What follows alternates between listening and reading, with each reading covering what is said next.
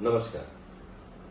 सन्माननीय किरणजी ठाकूर साहेबांचा वाढदिवस अतिशय दिमाखानं आणि जल्लोषामध्ये सातारा नगरीमध्ये पार पडणार आहे.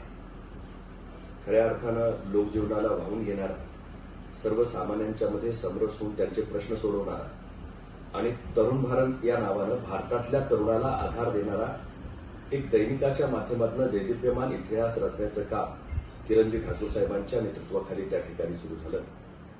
सीमावासियांचे प्रश्न जिवंत ठेवणारा, त्यांच्या प्रश्नांना वाचा फोडणारा, सातत्यानं सीमा भागातल्या लोकांना आधारवट म्हणून उभा राहणारा एक अवलिया या निमित्तानं मला माझ्या पाहण्यामध्ये आला.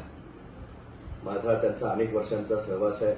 त्यांचे असणारे स्वभाव, त्यांचा असणारा व्यासंग, त्यांचा असणारा मित्रपरिवार आणि त्यांनी निर्माण केलेलं एक वैचारिक जाळं संपूर्ण राज्यामध्ये मी त्या ठिकाणी अनुभवतो.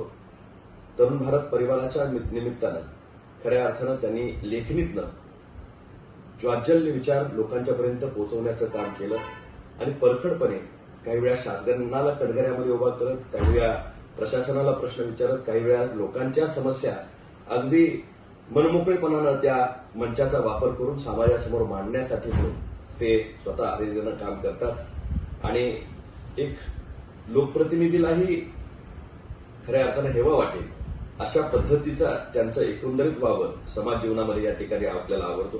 कोणत्याही प्रश्नावर स्वतः रस्त्यावर उतरून सुद्धा त्या प्रश्नाला तडीला लावण्याची तयारी त्यांची त्या ठिकाणी असते आणि आपली मतं मांडत असताना ते खऱ्या अर्थानं परखडपणे आणि निष्पक्षपणे आपली मतं समाज जीवनामध्ये या ठिकाणी मांडत असतात.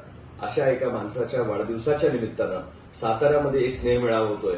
मी मनापासूनच्या ह्या कार्यक्रमाला शुभेच्छा व्यक्त करतो. सन्मान किरणजी ठाकूर साहेब हे तरुणांच्या समोरचा एक वेगळा आदर्श आहे. मी त्यांना मनापासूनच्या आजच्या दिवशीच्या शुभेच्छा व्यक्त करत असताना ते खरं तर 73 वर्षाचे झालेत असं वाटत नाही, पण त्यांची 75वी लगेच लवकर येईल आणि खऱ्या अर्थानं त्यांनी शतक मारावं अशी परमेश्वरचरणी प्रार्थना करतो. आपण सर्वजण ह्या कार्यक्रमाला आवर्जून या. तरुण भारत परिवारातला मी एक सदस्य म्हणून आपल्या सर्वांना मनापासून आज येण्याचं निमंत्रण या ठिकाणी करतो.